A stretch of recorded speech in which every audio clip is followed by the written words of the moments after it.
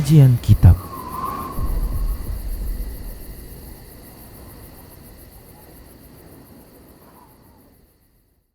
Bismillah, assalamualaikum warahmatullahi wabarakatuh. Innal hamdalillah nahmaduhu wa nasta'inuhu wa nastaghfiruh wa na'udzu billahi min syururi anfusina wa min sayyiati a'malina. Man yahdihillahu fala mudhillalah wa man yudlilhu fala hadiyalah.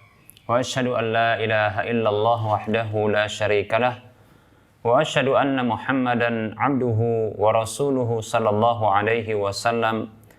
Qala Allah tabaraka wa ta'ala, ya ayyuhalladzina amanu taqullaha haqqa tuqatih wa la tamutunna illa wa antum muslimun. Ya ayyuhan nasu taqu rabbakumul ladzi khalaqakum min nafsin wahidah wa khalaqa minha zawjaha wa bassa minhuma rijalan katsiran wa nisaa'a wattaqullaha alladzi tasaaluna bihi wal arham innallaha kana 'alaikum raqiba. Ya ayyuhalladzina amanu taqullaha wa qulu qawlan sadida yuslih lakum a'malakum wa yaghfir lakum dhunubakum wa man yuti'illaha wa rasulahu faqad faza fawzan 'azima. Amma ba'd, fa inna asdaqal hadisi kitabullah wa khairal huda huda Rasulillah sallallahu alaihi wasallam wa syarral umuri muhdatsatuha wa kullu muhdatsatin bid'ah wa kullu bid'atin dhalalah wa kullu dhalalatin finnar. Para pemirsa Rosyad TV dan para pendengar Radio Medan Mengaji di mana saja Anda berada, rahimani wa rahimakumullah. Alhamdulillah, kita bersyukur kepada Allah Subhanahu wa taala atas nikmat yang Allah berikan. Kemudian selawat dan salam kita ucapkan untuk Rasulullah Muhammad sallallahu alaihi wasallam. Para muslim rahimani wa rahimakumullah, Ahlus Sunnah wal Jamaah mereka adalah orang-orang yang memiliki akidah Islam yang benar, karena mereka adalah orang-orang yang berpegang teguh dengan sunnah Nabi Sallallahu Alaihi Wasallam, petunjuk Nabi Sallallahu Alaihi Wasallam, dan mereka berkumpul di atas petunjuk Nabi Sallallahu Alaihi Wasallam tersebut. Nama lain yang disebutkan oleh para ulama untuk mereka, selain sudah kita sebutkan bahwasanya mereka itu bernama dengan beberapa nama, diantaranya seperti Ahlus Sunnah, begitu juga Ahlul Jamaah, begitu juga nama lain diantara yang disematkan oleh para ulama terhadap mereka ini disebut juga dengan Ahlul Hadis, disebut juga dengan Ahlul Hadis.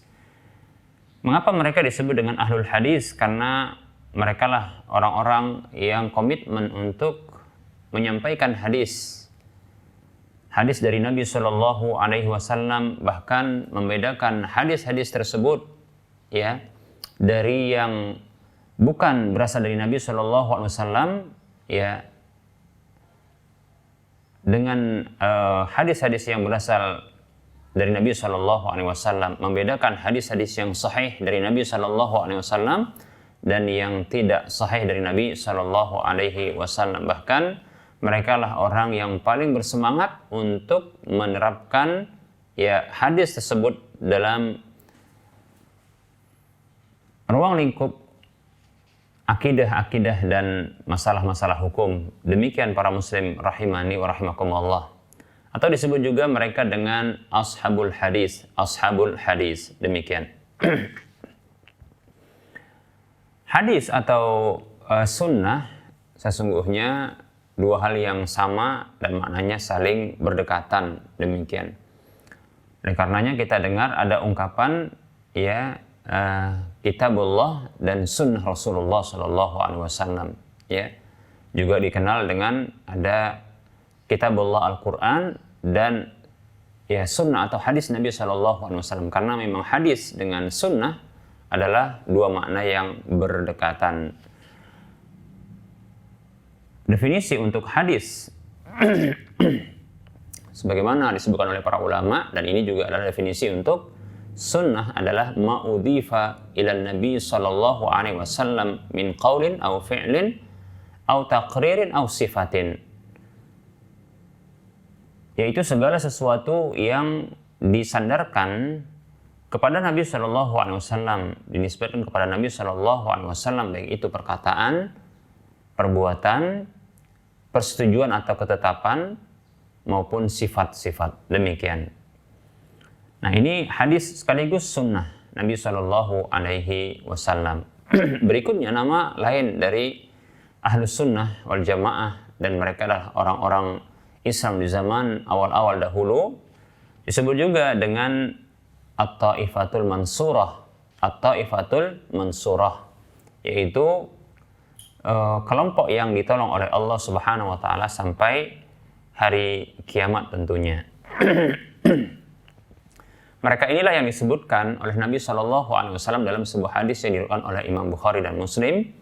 Nabi kita Muhammad Shallallahu Alaihi Wasallam bersabda, lan tazala ta'ifatun min ummati mansurina la yadurruhum man khadalahum hatta taqumas sa'atu. Kata Nabi Shallallahu Alaihi Wasallam, akan senantiasa ada sekelompok dari umatku yang ditolong, yang tidak akan mencelakakan mereka siapa saja yang menyudutkan mereka, merendahkan mereka sampai hari kiamat. Hadis riwayat Bukhari dan Muslim serta yang lainnya. Demikian. Sebagaimana juga nama bagi kelompok ini disebut juga dengan Al-Firqatun Najiyah, yang ini sudah kita sebutkan pada waktu yang lalu, bahwasanya mereka lah kelompok yang memang diselamatkan oleh Allah Subhanahu wa Ta'ala dari penyimpangan, ya, diselamatkan oleh Allah Subhanahu wa Ta'ala dari penyimpangan, dari kesesatan, demikian, ya. Baik para muslim rahimani rahimakumullah. Kemudian ya ada istilah kita dengar salaf, ya, salafiyun. Nah, maka untuk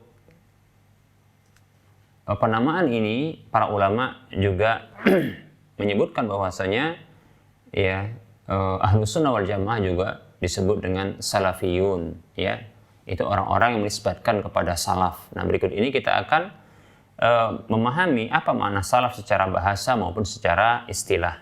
As-salafu, as-salaf, ya, secara bahasa maksud dari as-salaf adalah al-jamaah al-mutaqaddimun, yaitu kelompok atau jamaah yang mereka lebih dahulu, ya.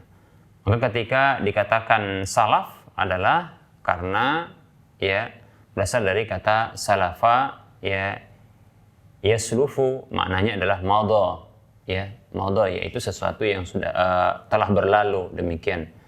Jadi kalau dikatakan siapa salaf seseorang, maka salaf seseorang itu adalah nenek moyangnya, yaitu para leluhurnya, ya, orang-orang tuanya yang terdahulu, demikian. Itulah disebut dengan salaf. Itu secara istilah.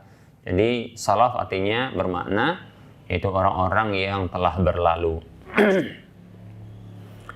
Baik, adapun secara istilah maksud dari salaf adalah ya hum ashabu an-nabi sallallahu alaihi wasallam wa man tabi'ahum wa sara ala tariqatihim min a'immatid dini min ahli al-quruni as-salasati al-mufaddalati. Salaf, ya, secara istilah syar'i, ya, mereka itu adalah para sahabat Nabi Shallallahu Alaihi Wasallam dan siapa saja yang mengikuti mereka dan meniti jalan mereka dari kalangan para tokoh-tokoh agama, ya, mulai dari 3 generasi yang utama. Siapa generasi yang utama? Yang disebutkan oleh Nabi Shallallahu Alaihi Wasallam, ya, mereka itu adalah para sahabat, kemudian tabi'in dan tabi'ut tabi'in, demikian, ya. Kata Nabi Shallallahu Alaihi Wasallam, khairun nasi qarni, summa alladhina yalunahum, summa alladhina yalunahum, demikian. Manusia terbaik itu adalah generasi yang ada di masaku. Itu orang-orang yang beriman kepada Nabi Shallallahu Alaihi Wasallam, orang-orang yang bertemu dengan Nabi Shallallahu Alaihi Wasallam di masa Nabi Shallallahu Alaihi Wasallam, kemudian beriman dengan Nabi SAW dan wafat di atas keimanan tersebut. Itulah para sahabat. Kemudian summal ladzina yalunahum, kemudian orang-orang yang setelah mereka, itu orang-orang yang hidup setelah masa sahabat. Itu orang-orang yang mereka bertemu dengan sahabat, beriman kepada ajaran Nabi SAW dan mati di atas keimanan tersebut. Itulah para tabi'in, ya, tabi'in. Summal ladzina yalunahum, kemudian orang-orang yang setelah mereka. Itu orang-orang yang mereka itu bertemu dengan tabi'in, beriman kepada ajaran Nabi SAW yang dibawa sampai kepada atau yang dibawa melalui tangan tabi'in, ya, melalui mereka lah, ya, orang-orang ini pun mendapatkan keimanan, ya, mendapatkan hidayah lalu beriman dan wafat di atas keimanan tersebut, yang mereka ini disebut dengan tabi'ut tabi'in. Demikian, mereka lah orang yang terbaik, 3 generasi utama yang terbaik. Demikian para muslim rahimani wa rahimakumullah. Mereka juga yang diisyaratkan oleh Allah Subhanahu wa taala dalam surah At-Taubah ayat 100. Allah Subhanahu wa taala berfirman, a'udzu billahi minasyaitonir rajim. Was-sabiqunal awwaluna minal muhajirin wal ansar walladzina tabauhum bi ihsan radhiyallahu anhum wa radu an.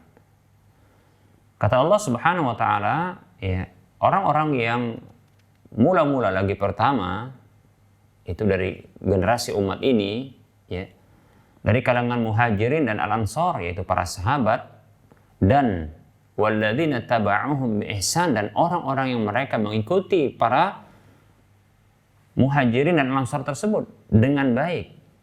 Radhiyallahu anhum wa radu'an, Allah ridho kepada mereka dan mereka ridho kepada Allah Subhanahu wa taala. Wa 'adda lahum jannatin tajri tahtaha al-anhar khalidina fiha abada wa dzalikal fawzul 'adzim.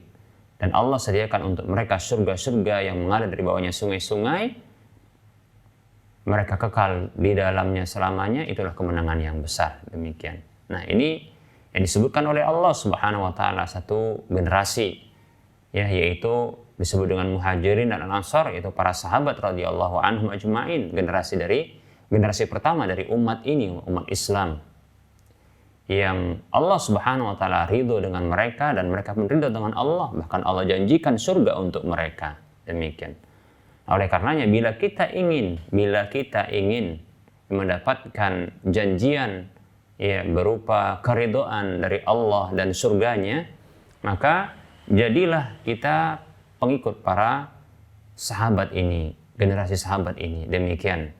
Maka disebutkan oleh Allah setelah kalimat minal muhajirin wal ansar, dari kalangan muhajirin dan al-ansar, kemudian walladzina taba'uhum bi ihsan, dan orang-orang yang mengikuti mereka dengan baik. Demikian para muslim rahimani wa rahimakumullah. Nah, semoga Allah Subhanahu wa taala yang menjadikan kita sebagai pengikut, ya, para sahabat, yang sahabat ini tentunya mereka seluruhnya mengikuti Nabi Shallallahu Alaihi Wasallam.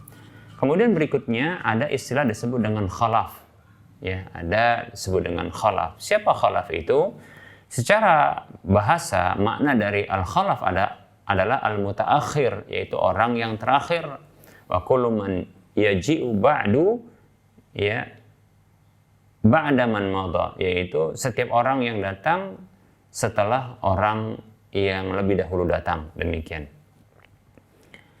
Baik, ini dia secara bahasa. Secara istilah, apa makna dari khalaf? Yaitu man khalafa tariqatan Nabi sallallahu alaihi wasallam wa ashabihi radhiyallahu anhum ajma'in fi babil aqaidi. Yaitu orang-orang yang menyelisihi, menyalahi, ya, menjauhi, menghindari jalan Nabi Shallallahu Alaihi Wasallam dan para sahabatnya radhiyallahu anhum dalam masalah akidah. Ya, seperti contohnya adalah mereka ini adalah seperti Khawarij, ya. Begitu juga Rafidhah, ya, Jahmiyah, ya, Mu'tazilah, ya, itu mereka orang-orang ahlul kalam yang lebih mendahulukan dan mendewakan akal manusia ya di atas dalil-dalil syar'i, demikian. Ya. Mereka seperti juga Qadariyah, Murji'ah dan yang lainnya. Demikian para muslim rahimani wa rahimakumullah. Nah, Ahlus Sunnah wal Jamaah mereka lah orang-orang yang meniti jalan para salaf ini. Meniti jalan para salaf, para sahabat, jalannya para sahabat, para tabi'in, ya tabi'ut tabi'in. Ya.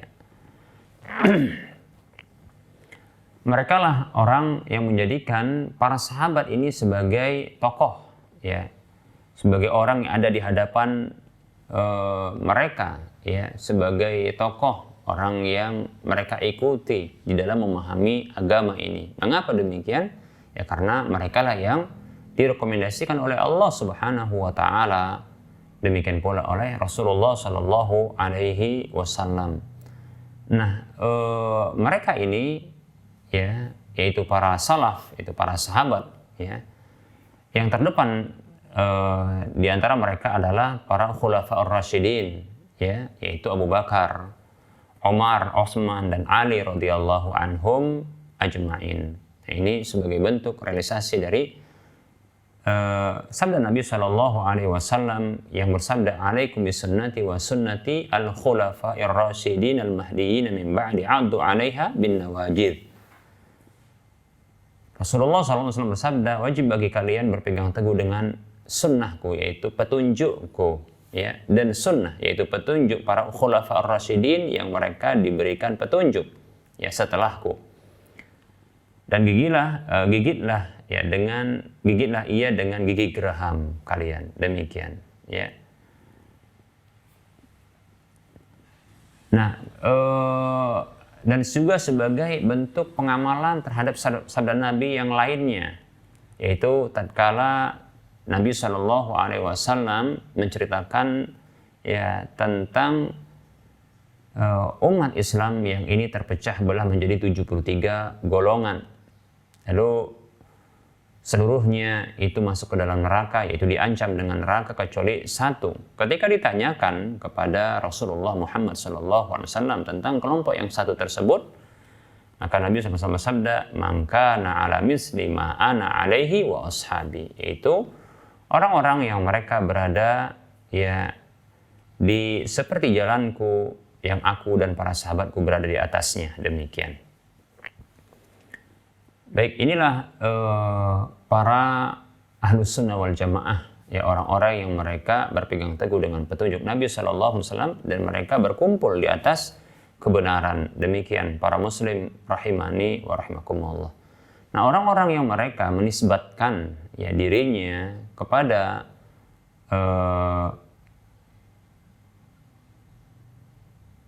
para sahabat, ya, kepada para salaf, yaitu orang-orang salafus saleh, maka mereka disebut dengan, ya, salafi, ya, salafi, demikian. Orang-orang yang mereka menisbatkan dirinya ya kepada manhaj salaf ini, kepada keyakinan salaf ini, kepada metode salaf ini di dalam beragama, maka mereka disebut dengan salafi, demikian, ya. Atau tatkala mereka berakidah dengan akidah salafus saleh, maka mereka disebut dengan salafi, ya, seperti itu, ya. Atau orang yang mengikuti, ya, jalan para salafus saleh, maka mereka disebut dengan salafi, demikian. Sebagaimana orang-orang yang berpegang teguh, ya, dengan prinsip-prinsip Ahlus Sunnah wal Jamaah atau berpegang teguh dengan hadis Nabi Shallallahu alaihi wasallam, petunjuk Nabi SAW, itu sunnah Nabi SAW, maka mereka disebut dengan Ahlus Sunnah atau Sunni, seperti itu. Demikian para muslim rahimani wa rahimakumullah. Nah, orang-orang yang mereka meniti jalan para salaf, ya, dan mengikuti metode para salaf di dalam beragama, lebih khusus dalam masalah akidah, ya, mau tidak mau, suka atau tidak suka, mereka disebut dengan salafi, walaupun mereka tidak menamakan diri mereka dengan salafi. Dan perlu kita ketahui memang, ya, tidak perlu seorang itu menamakan ya dirinya sebagai ahlus sunnah atau sunni, begitu juga ya bermanhaj salaf atau salafi, ya tatkala ternyata tindakan mereka, pengakuan mereka itu berbeda dengan tindakan dan amalan mereka, seperti itu. Tidak perlu, ya, karena ini hanya akan mencoreng-moreng dan merusak, ya, kemurnian, begitu juga keindahan dari manhaj tersebut, ya, demikian, ya. Yang diperlukan oleh seseorang adalah mengaplikasikan ya nilai-nilai, ya, ajaran-ajaran ya yang diajarkan oleh para salafus saleh terdahulu, ya, metode beragama mereka diterapkan dalam kehidupan sehari-hari, baik itu dalam masalah akidah, baik itu dalam masalah amal ibadah, baik itu dalam masalah muamalah, baik itu dalam masalah hukum-hukum Islam yang lainnya, ya, dalam kehidupan sehari-hari. Nah, ini yang dibutuhkan, ini yang mestinya dilakukan, bukan hanya sekedar mengaku atau mengungkapkan pengakuan, namun jauh, ya, panggang dari apinya. Demikian para muslim rahimani wa rahimakumullah. Adapun orang yang sebaliknya, yaitu yang mereka menyelisihi dan menyengaja untuk mengikuti, ya, orang-orang yang menyelisihi jalan Nabi dan para sahabatnya dalam masalah akidah, ya, dalam masalah prinsip, ya, yang dahulu Nabi SAW dan para sahabat yang berada di atasnya, maka mereka ini disebut dengan ya khalafi, ya, mereka disebut dengan khalafi, mau atau tidak mau, ya, suka atau tidak suka, demikian, ya. Seperti itu para muslim rahimani wa rahimakumullah. Jadi seseorang yang mengikuti jalan Nabi SAW dalam masalah akidah, dalam masalah prinsip-prinsip, ya, ajaran agama yang ditinggalkan oleh Nabi SAW dan para sahabatnya, maka mereka tidaklah disebut dengan khalafi, ya. Mereka ini tidak dikatakan khalafi, demikian, ya. Orang-orang yang mengikuti metode para salaf ini, ya, itu Nabi SAW dan para sahabat serta orang-orang yang mengikuti mereka dengan baik, ya, dalam masalah akidah dan ajaran-ajaran agama yang lainnya, maka mereka tidak dikatakan khalafi, walaupun mereka mungkin menamakan diri dengan yang lainnya. Demikian para muslim rahimani wa rahimakumullah, ya. Nah, di sini pentingnya kita, ya, dari sini kita akan memahami pentingnya untuk mempelajari akidah yang benar, ya, karena dengan inilah kita akan, ya, bisa mengikuti jalan Nabi Shallallahu Alaihi Wasallam. Nah, tentunya akidah tersebut adalah akidah yang diwariskan oleh Nabi kita Muhammad Shallallahu Alaihi Wasallam dalam Al-Quran maupun hadis Nabi Shallallahu Alaihi Wasallam, hadis-hadis beliau, ya. Dan itu diajarkan oleh Nabi SAW kepada para sahabat-sahabat beliau, ya. Begitu juga diajarkan oleh mereka para sahabat-sahabat sepeninggal Nabi SAW kepada generasi setelahnya, yaitu tabi'in, dan seterusnya begitu tabi'un tabi'in dan sampai kepada kita. Demikian para muslim rahimani wa rahimakumullah. Demikian. Baik, berikutnya kita akan membahas yang berikutnya adalah tentang kekhususan dari akidah yang benar, yaitu akidah Islam, akidah para salaf dahulu, akidah yang diwariskan oleh Nabi SAW kepada para sahabat, tabi'in, sahabat kepada tabi'in, tabi'in kepada tabi'ut tabi'in dan seterusnya, ya. Kekhususan akidah, ya, yaitu sifat yang baik yang membedakan, ya, akidah Islam ini dengan selainnya. Jadi perlu kita ketahui akidah para salaf dahulu inilah akidah Islam, ya. Jadi kita katakan, ya, tentunya, ya, keyakinan Islam, keyakinan Islam, akidah Islam yang benar itu adalah akidah yang diajarkan oleh Nabi Shallallahu Alaihi Wasallam dahulu. Dan tentunya yang diajarkan itu kepada para sahabat, karena manusia yang pertama sekali dari umat ini yang mengimani Nabi Shallallahu Alaihi Wasallam, bahkan berjuang membela ya Nabi dan agama Nabi, ini adalah para sahabat radhiyallahu anhum. Sehingga jadilah ya keyakinan para sahabat-sahabat adalah keyakinan yang benar, demikian. Nah, oleh karenanya orang-orang yang menisbatkan dirinya ya kepada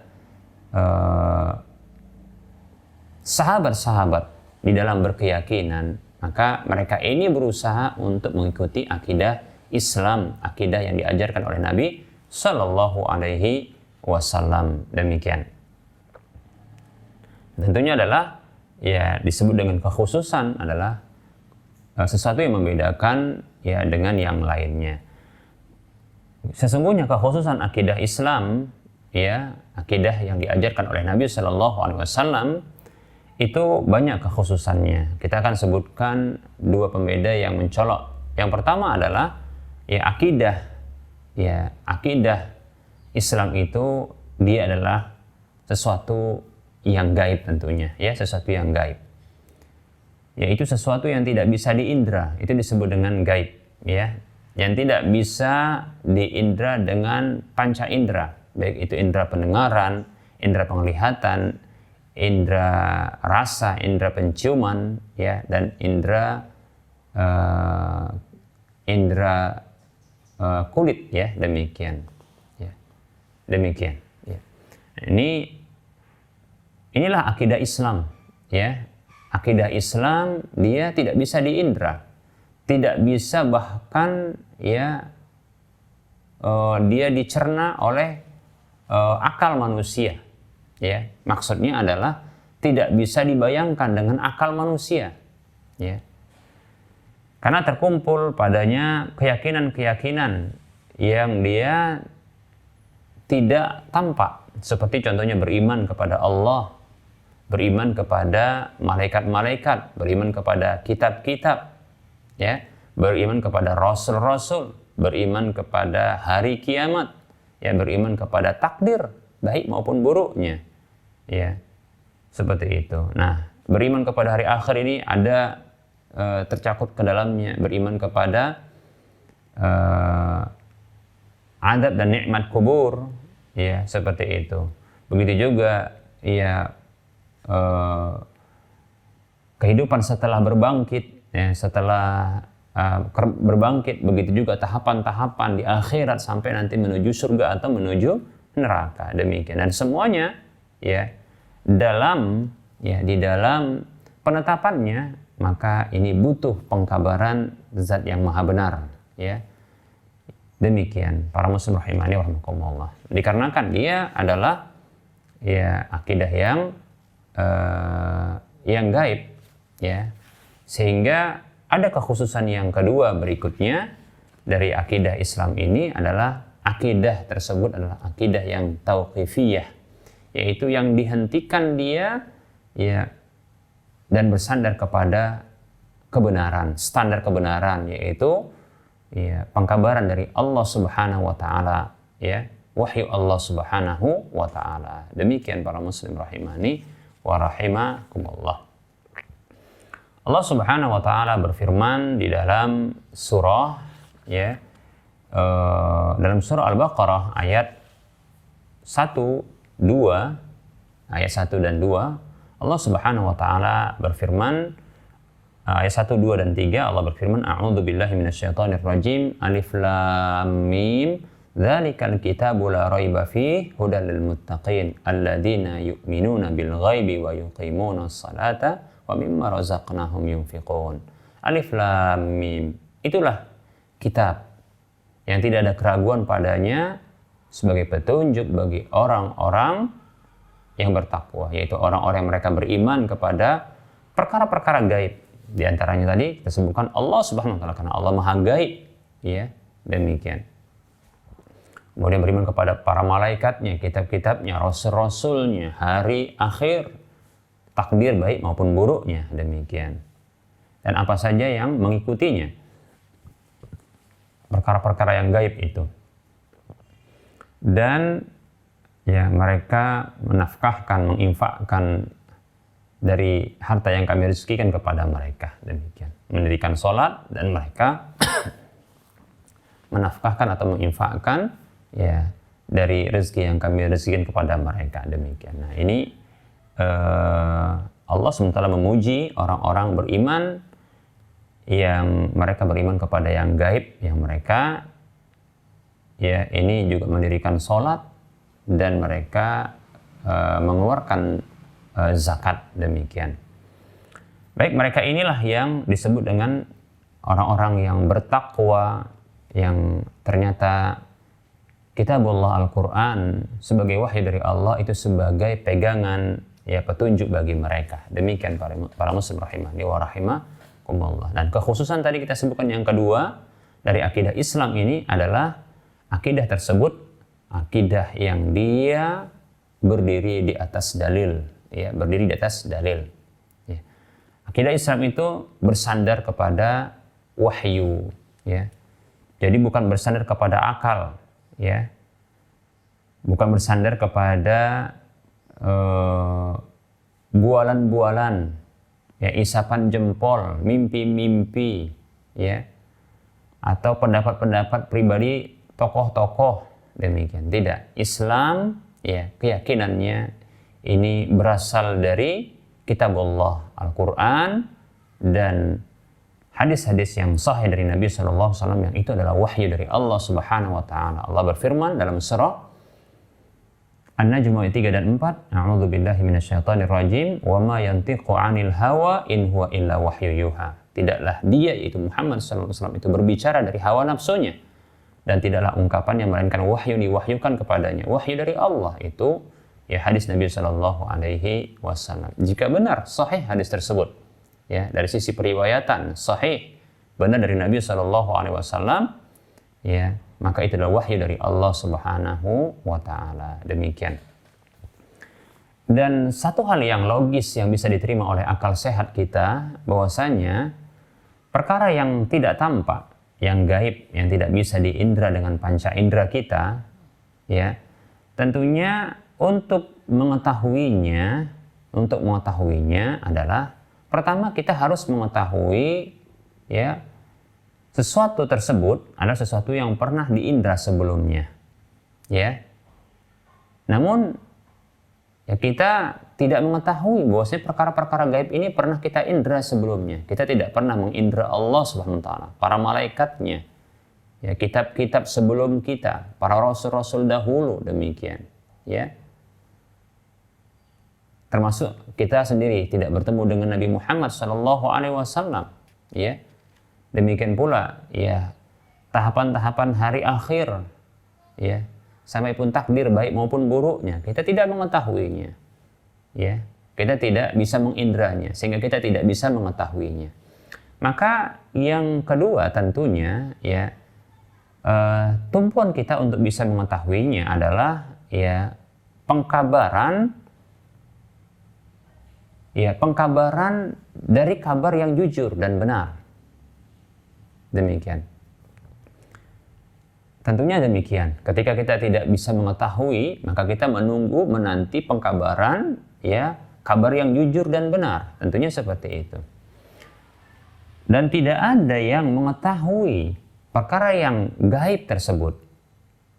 Dan tidak ada yang jujur ungkapannya untuk mengetahui, untuk mengkabarkan kepada kita tentang hal yang gaib tersebut kecuali zat yang maha mengetahui dan zat yang maha benar ucapannya, yaitu Allah Subhanahu wa taala. Oleh karenanya, ya, jangan pernah percaya para muslim rahimani wa rahimakumullah, ya, kita, ya, mengimani sebuah hal yang gaib ini ketika dikabarkan oleh, ya, tokoh-tokoh agama, ya, setinggi apapun manusia memandangnya, ya, ketika dia berbicara tentang perkara yang gaib, jangan kita mau dibodohi dan jangan mau kita didoktrin, ya. Maka tanyakan kepada orang tersebut, ya, mana firman Allah Subhanahu wa taala dan mana sabda Rasulullah sallallahu alaihi wasallam. Karena firman Allah tentunya berasal dari Allah Subhanahu wa taala, Al-Qur'an, ya. Kalau dia katakan haddatsani Rabbi, telah menceritakan kepadaku Rabbku, maka kita katakan Anda dusta. Anda dusta. Dari mana Anda bisa mendapatkan wangsit seperti ini? Demikian. Karena Nabi Shallallahu alaihi wasallam ya sudah wafat. Dan setelah wafatnya Nabi SAW sudah tertutup pintu kenabian, maka tidak lagi nabi, yaitu manusia yang mendapatkan wahyu berikutnya, tidak ada lagi. Ya, demikian. Allah Subhanahu wa taala berfirman dalam surah Al-Ahzab ayat 40, ya, maka Muhammadun aba ahadin min rijalikum walakin Rasulullah wa khataman nabiyyin. Allah berfirman, ya, Muhammad sallallahu alaihi wasallam bukanlah bapak salah seorang di antara kalian, akan tetapi dia adalah utusan Allah dan penutup para nabi. Pintu kenabian telah ditutup oleh Allah Subhanahu wa taala. Begitu juga pintu kerasulan, maka tidak ada lagi nabi, yaitu orang-orang yang mendapatkan wahyu. Demikian. Dan malaikat Jibril tidak akan turun kepada manusia untuk menyampaikan wahyu lagi. Demikian para muslim rahimani wa rahimakumullah. Oleh karenanya jangan pernah percaya ketika ada orang yang mengatakan telah berbicara kepadaku Tuhanku, Rabbku, ya, maka itu dusta, sedusta-dusta perkataan. Demikian, ya. Seperti itu para muslim rahimani wa rahimakumullah. Jangan mudah percaya.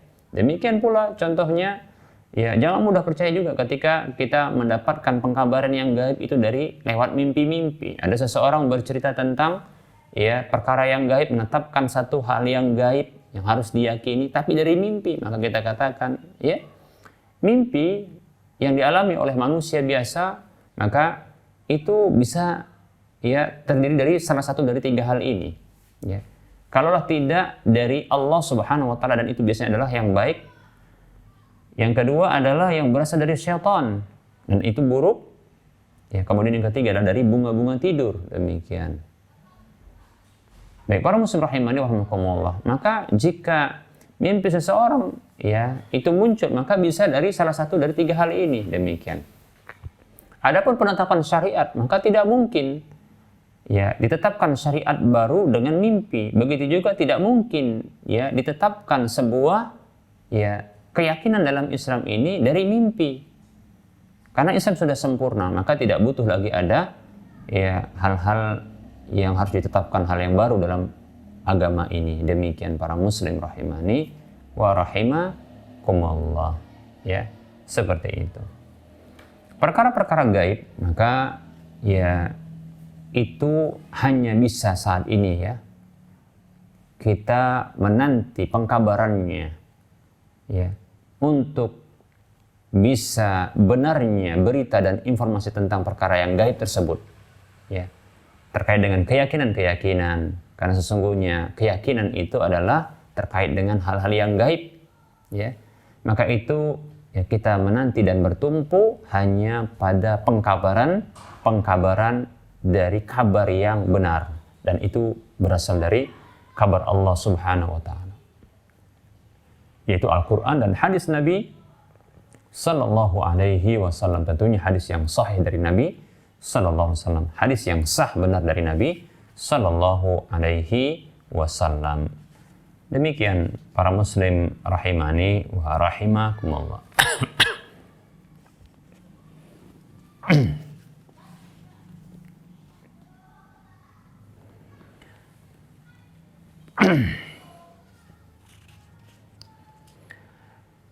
Baik para muslim rahimani wa rahimakumullah. Nah, oleh karenanya tidak bisa di dalam penetapan, ya, akidah tersebut, ya, itu dengan akal manusia. Karena akal manusia ini terbatas para muslim rahimani wa rahimakumullah. Akal manusia ini terbatas, ya. Bahkan ketahuilah bahwasanya akal ini dia tidak bisa mengidentifikasi dirinya. Silakan buktikan, ya, akal kita ini. Coba tanyakan kepada akal.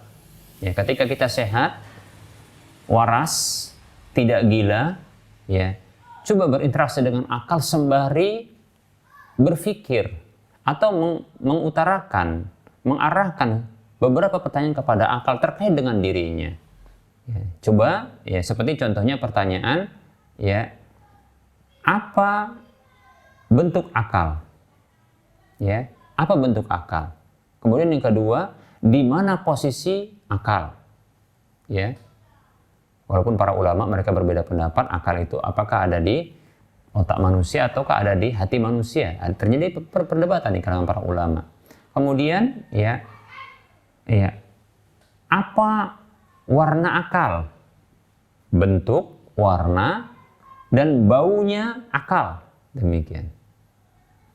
Kita tinggal bertanya saja kepada akal. Bukankah akal ini bisa mengirimkan pesan-pesan ya yang ada padanya itu kepada lisan untuk mengutarakannya? Namun ketahuilah ya, ketika dia tidak mampu untuk mengidentifikasi, tidak mampu untuk menjelaskan kepada kita tentang dirinya. Ketika akal itu tidak mampu untuk menjelaskan kepada kita tentang identitas dirinya, dari sisi warnanya, dari sisi bentuknya, dari sisi bau, aromanya, demikian, dari sisi ukurannya, ya.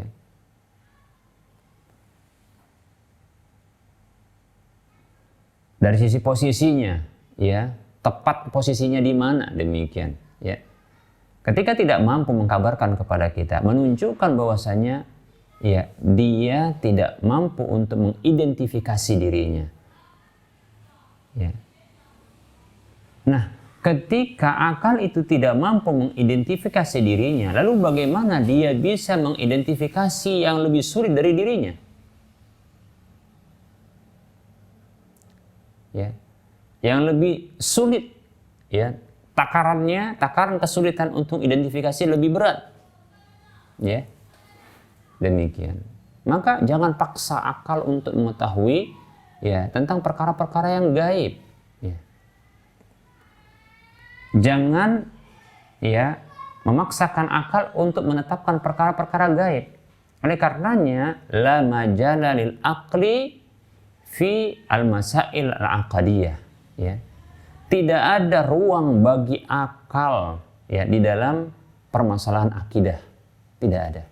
Tidak ada para muslim rahimani rahimakumullah. Oleh karenanya jauhkan ya masalah akal. Jauhkan akal dari penetapan akidah. Ya, jauhkan akal. Jangan ikut sertakan akal. Nah, ketika sampai kepada kita sebuah pengkabaran dalam Al-Quran maupun hadis Nabi Shallallahu Alaihi Wasallam, pengkabaran tentang permasalahan akidah dikabarkan oleh Allah Subhanahu Wa Taala lewat Al-Quran, atau dikabarkan dalam hadis Nabi Shallallahu Alaihi Wasallam dan hadis yang sahih dari Nabi Shallallahu Alaihi Wasallam, maka jangan pernah menggunakan akal, ya, jangan pernah menggunakan akal, akan tetapi gunakan ya hati untuk mengimaninya, gunakan hati untuk mengimaninya. Sesungguhnya ya tindakan yang tepat, sikap yang tepat ketika mendapati firman Allah Subhanahu wa taala atau sabda Rasulullah sallallahu alaihi wasallam yang menetapkan sebuah perkara yang gaib tentang masalah-masalah akidah, maka sikap yang benar adalah mempergunakan iman untuk meyakini dan menjauhkan akal untuk mencerna. Seperti itu. Demikian para muslim rahimani wa rahimakumullah. Seperti contohnya ketika berbicara tentang sifat-sifat Allah Subhanahu wa taala. Ya, sifat-sifat Allah Subhanahu wa taala. Ketika berbicara tentang sifat-sifat Allah, Allah mengkabarkan dirinya itu memiliki wajah. Allah mengkabarkan dirinya punya tangan. Allah Subhanahu wa taala ya melakukan perbuatan-perbuatan seperti contohnya beristiwa, ya. Dalam hadis Allah ya menyebutkan, ya Rasulullah menyebutkan tentang Allah SWT, Allah itu turun ke langit dunia. Maka jangan pernah sesekali menggunakan akal untuk mencernanya, tapi gunakan iman Anda untuk meyakininya. Seperti itu. Ya. Cukup diimani saja. Mudah diimani saja. Nggak usah difikirkan, nggak usah dicerna, nggak usah dibayangkan. Demikian. Adapun yang terkait dengan hukum ketika itu, terkait dengan hukum, yang berkaitan dengan hukum, ya, yang kita diperintahkan untuk melaksanakannya, maka baru kita berpikir untuk, ya, memahaminya, kemudian mengamalkannya. Adapun yang terkait dengan perkara-perkara gaib yang itu diyakini, maka gunakan iman untuk meyakini. Demikian. Bisa dipahami ya. Baik para muslim rahimani wa rahimakumullah. Dan jangan juga gunakan kias. Ya. Oleh karenanya ketika Allah SWT dikabarkan oleh Nabi SAW, yanzilu rabbuna tabaraka wa ta'ala kulla laylatin hina yabqa sulusul lailil akhir. Ya. Ketika contohnya Rasulullah mengatakan, turun Rabb kita, Allah tabaraka wa ta'ala, ke langit dunia. Ya. Ketika malam itu sepertiga malam. Nah, termasuk orang yang keliru dan kurang ajar. Dia mempergunakan akalnya untuk mencernanya. Ini hal yang keliru. Ini Rasulullah sedang berbicara bukan tentang masalah hukum, tapi berbicara tentang masalah keyakinan dan akidah, penetapan permasalahan yang gaib. Maka menunjukkan kecerdasan Anda adalah Anda tidak menggunakan akal Anda dalam masalah ini, tapi menggunakan iman Anda untuk mengimaninya. Tidak menggunakan akal Anda untuk mencernanya. Karena ini permasalahan yang di luar ranah akal untuk bisa berperan di sana. Anda harus cerdas, wahai muslim. Rahimani wa rahimakumullah. Ya. Seperti itu. Demikian ya. Baik para muslim rahimani wa rahimakumullah. Maka cerdaslah Anda. Ya. Seorang muslim itu cerdas. Dia bisa memposisikan dirinya ya di mana saja dia berada. Demikian. Ketika berhadapan dengan ayat maupun hadis yang sahih dari Nabi SAW tentang permasalahan akidah, maka karena ini terkait dengan permasalahan-permasalahan yang gaib, ya, maka penetapan hal tersebut itu harus dengan wahyu dari Allah SWT, Al-Quran maupun hadis Nabi SAW, dan tidak ada ruang bagi akal untuk bisa ya berperan di sana. Maka di sini gunakan iman untuk meyakininya, bukan menggunakan akal untuk mencernanya. Nah seperti itu ya. Maka semuanya begitu. Seperti contohnya ketika disebutkan bahwasanya Allah Subhanahu wa taala melihat, ya. Allah Subhanahu wa taala mengawasi hamba-hambanya. Allah mendengarkan ya suara-suara mereka. Demikian. Allah mengamati gerak-gerik mereka. Maka kita cukup mengimani. Tidak perlu kita pusingkan lalu berpikir dengan apa Allah Subhanahu wa taala mengawasinya, dengan apa Allah mendengarnya. Ya. Seperti itu. Demikian. La yus'alu amma yaf'alu wa hum yus'alun. Mereka, Allah Subhanahu wa taala, la yus'alu amma yaf'alu. Allah tidak ditanya dengan apa. Allah tidak ditanya terhadap apa yang dia kerjakan. Bahkan mereka lah yang akan ditanya. Demikian. Seperti itu. Jadi permasalahan-permasalahan ya terkait dengan perkara yang gaib, perbuatan-perbuatan Allah di antaranya, itu tidak perlu kita bertanya-tanya. Tidak perlu kita tanyakan, tidak perlu kita mencernanya. Tapi kita mengimaninya. Seperti itu. Meyakininya.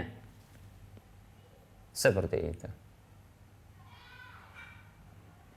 Ketika dikabarkan oleh Rasulullah SAW tentang azab kubur, dikabarkan contohnya Fir'aun, dia ditampakkan ya di pagi hari neraka itu kepadanya. Begitu juga di sore hari. Apakah kita berpikir bagaimana yang menampakkannya? Demikian. Maka tidak perlu kita berpikir. Ini orang kurang kerjaan. Ya. Maka saya katakan, orang yang kurang kerjaan para muslim rahimani wa rahimakumullah adalah menggunakan akal untuk mencerna perkara-perkara gaib. Kurang kerjaan. Ya, demikian. Para muslim rahimani wa rahimakumullah. Tapi gunakan iman untuk meyakininya, bukan menggunakan akal untuk mencernanya. Ya, karena ini terkait dengan apa? Terkait dengan keyakinan. Demikian para muslim rahimani wa rahimakumullah. Semoga bisa dipahami ya. Baik para muslim rahimani wa rahimakumullah. Ya. Nah, sesungguhnya akal tidaklah pernah bertentangan dengan dalil yang sahih ya. Akal yang sehat tidak akan pernah bertentangan dengan dalil yang sah jelas sahihnya dari Allah Subhanahu wa taala, dari Rasulullah sallallahu alaihi wasallam, dan tidak perlu mempertentangkannya. Demikian. Hanya saja ya dalam masalah-masalah akidah mestinya seseorang tersebut paham ya dalam masalah akidah dan keyakinan, maka mestinya seseorang itu memahami mana yang harus diperankan, mana yang harus diaktifkan dan mana yang harus dinonaktifkan. Begitu. Ya. Dalam masalah akidah, kembali kita ulangi, masalah akidah, sesuatu yang tidak bisa kita ketahui dengan panca indera. Ya. Yang tidak bisa mata kita untuk mengetahuinya, melihatnya. Yang tidak bisa pendengaran kita, ya telinga kita untuk mendengarnya. Yang tidak bisa penciuman kita untuk mencium aromanya, yang tidak bisa kulit kita untuk mengetahui panas dan dinginnya, dan tidak bisa juga ya indera pengecap kita untuk mengetahui rasanya. Demikian. Sementara akal kita akan bisa bergerak dia ketika mendapatkan informasi dari salah satu panca indera ini. Nah, perkara-perkara yang gaib ini tidak bisa diindra dengan panca indera. Lalu bagaimana akal ini bisa untuk melakukan sebuah aktivitas? Akal kita ini bagaimana bisa melakukan sebuah tindakan aktivitas terhadap sebuah hal yang tidak bisa diindra. Sementara informasi awalnya itu berasal dari indra. Seperti itu. Kalau tidak dia akan berangan-angan. Demikian para muslim rahimani wa rahimakumullah. Maka apabila digunakan akal dalam masalah-masalah akidah, maka ini sesungguhnya memungsikan, memberikan fungsi pada sesuatu yang bukan tugasnya. Dan bila dipaksakan, maka akan kerja berat dia. Dan dikhawatirkan dia akan mengalami kerusakan. Pernah tahu hang? Ya. Akal akan hang. Berat dia. Karena dia bekerja ya bukan pada tempatnya. Dia bekerja dengan sesuatu yang di luar kemampuannya. Demikian. Maka cukup gunakan iman untuk meyakininya, bukan menggunakan akal untuk mencernanya. Seperti itu. Ketika berkaitan dengan hukum baru apa? Gunakan apa? Gunakan akal untuk memahaminya. Tetap saja penetapan, baik itu permasalahan akidah atau permasalahan hukum, itu ditetapkan dengan dalil Al-Quran maupun hadis. Hanya saja dalam masalah hukum, nah akal ini diperbantukan untuk bisa memahaminya. Demikian. Adapun permasalahan akidah, sama sekali akal tidak bisa untuk ya menetapkannya. Ya. Dia tidak bisa untuk mencernanya, maka jangan gunakan ya akal ini dalam masalah akidah. Ya, dikhawatirkan dia akan mengalami kerusakan. Ya. Tahukah Anda, kita dapatkan ada orang Islam yang Masya Allah di lisannya dia menyebutkan apa? Menyebutkan tentang Allah. Allah, disebutkan nama Allah. Ya. Namun kita dapatkan dia bagaikan orang gila di jalanan, menyusuri jalan, ya, rambut aut-autan, ya, tidak tahu arah jalan.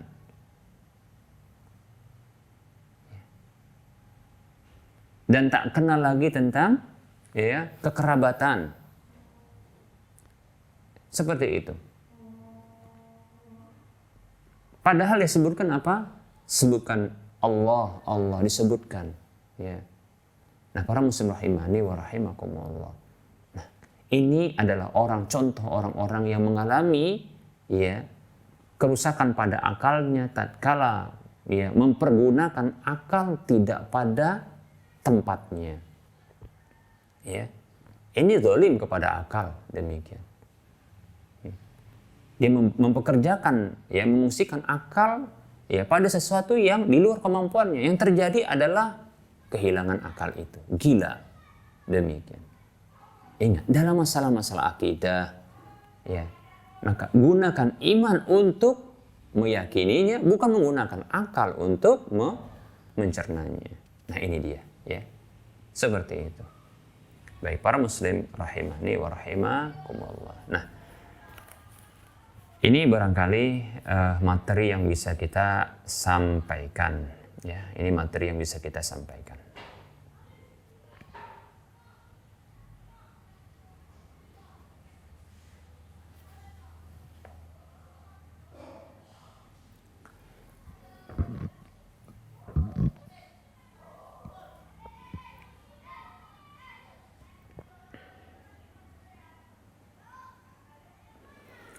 Baik para muslim rahimani wa rahimakumullah, kita masuki sesi soal jawab ya.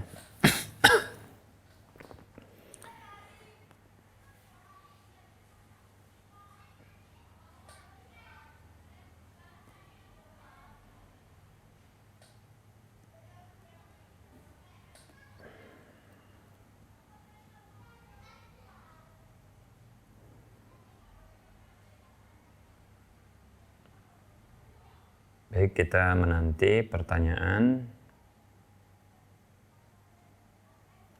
Baik, ini ada pertanyaan. Assalamualaikum Ustadz, saya mau bertanya. Ketika saya mencabut rumput, ada orang yang bilang kalau mau mencabut rumput jangan lupa baca Assalamualaikum. Karena ada satu rumput Rasulullah SAW. Nah, apakah itu betul Ustaz? Ya, tolong penjelasannya Ustaz. Baik, waalaikumsalam warahmatullahi wabarakatuh. Ya, menetapkan rumput Rasulullah SAW. Ya, tentunya ini kan kepemilikan. Ya, kita tahu bahwasanya Rasulullah SAW itu hidup di dua tempat, di Makkah dan di Madinah, demikian ya. Yang kita tahu pun di sana itu padang pasir yang sulit ada rumput. Kalaupun ada mungkin sedikit.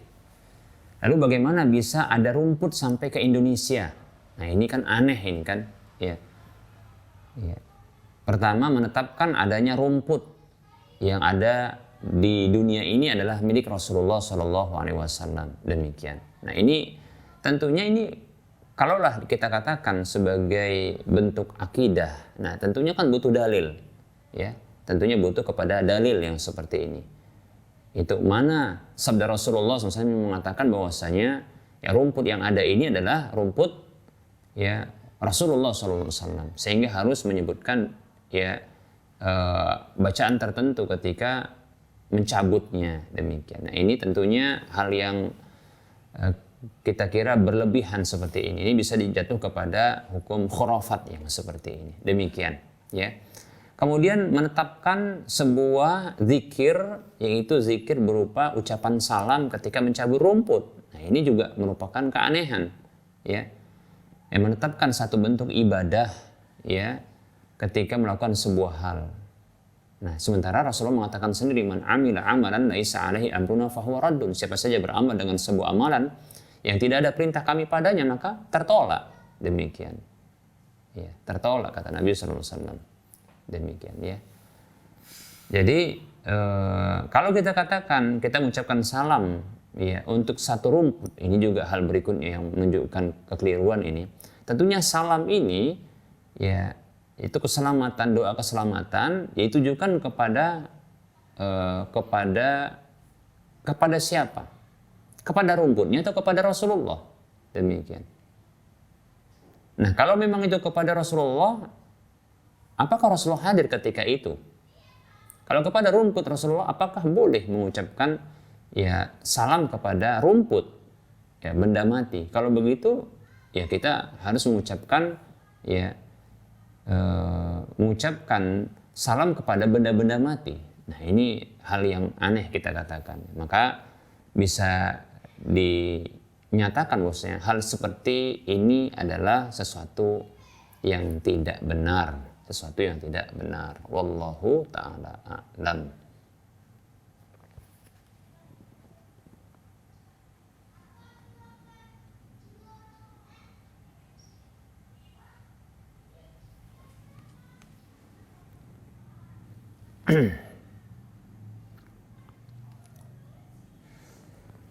Baik, ada pertanyaan terkait dengan muamalah ini ya. Bismillah, Ustadz mau tanya, saya titip parfum kepada teman saya. Teman saya yang buka toko, ya, jadi punya toko. Lalu toko teman saya tersebut ya kemalingan, itu masuk maling. Lalu barang-barang jualan itu diambil termasuk parfum titipan saya. Tapi sebelumnya teman saya itu yang minta parfum tersebut supaya ada di situ. Jadi Ustadz, masalah parfum tersebut, apakah teman saya itu wajib menggantinya ataukah tidak ke saya? Mohon penjelasannya. Baik ya. Tentunya titipan murni, baik itu titipan itu ada yang murni atau ada yang dia berbayar di situ ya. Baik itu yang berbayar maupun yang murni artinya tidak ada bayaran sama sekali, sekedar nitip ya, maka tidak ada biaya ya. Adapun yang berbiaya adalah ketika nitip nanti ada potongan semacam biaya titip ya, sebenarnya biaya untuk penjualan ya, seperti itu ya, bagi hasil atas penjualan parfum tersebut atau barang yang dititipkan tersebut. Nah, baik itu titipan yang murni ataupun titipan yang berbayar, maka sesungguhnya ketika terjadi kerusakan, apabila terjadi kerusakan atau terjadi kerugian yang sifatnya alami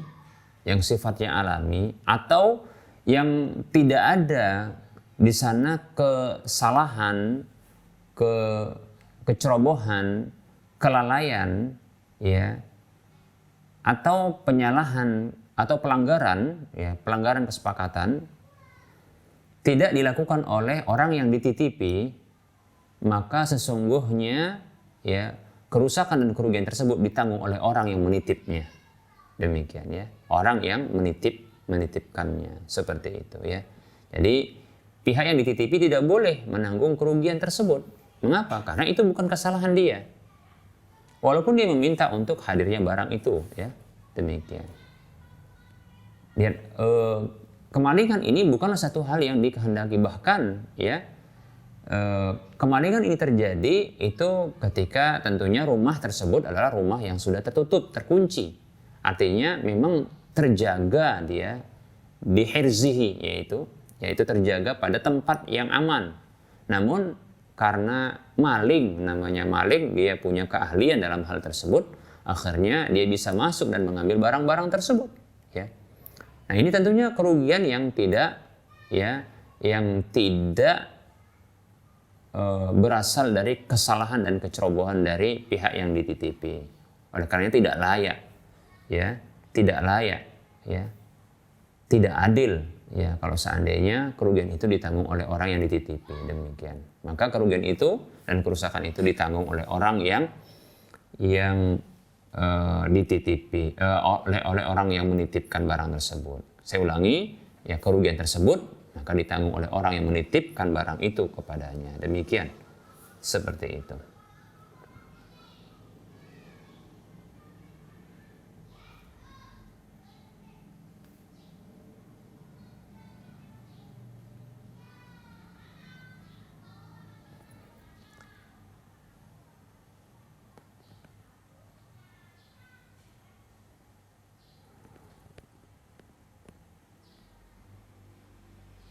Baik, kita cukupkan saja untuk penyampaian materi kita pada pertemuan kali ini. Ya, tentunya dalam pertemuan kali ini ada kekeliruan dan ada kesalahan, ada kekurangan. Dan kebenaran itu semuanya datang dari Allah Subhanahu wa taala. Adapun kesalahan, kekeliruan, kesalahan itu datang dari saya pribadi dan bisikan syaitan. Allah dan Rasulnya terlepas dari kekurangan kekeliruan ini. Kepada Allah saya mohon ampun, kepada para pemirsa dan para pendengar sekalian saya mohon maaf. Wassallallahu ala Muhammad wa ala alihi wa ashabihi ajma'in. Subhanakallahumma wa bihamdika asyhadu an la ilaha illa anta astaghfiruka wa atubu ilaika walhamdulillahi rabbil alamin. Wassalamualaikum warahmatullahi wabarakatuh.